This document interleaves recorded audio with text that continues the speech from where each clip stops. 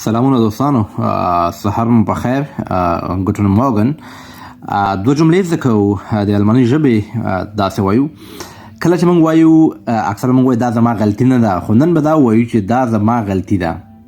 دا زما غلطي ده په الماني ژبه کې څنګه وایو؟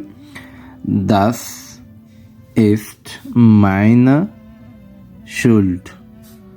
Das ist meine Schuld. لاندې مې په پښتو کې هم لیکلي Das ist meine Schuld. وای دا زما غلطي ده.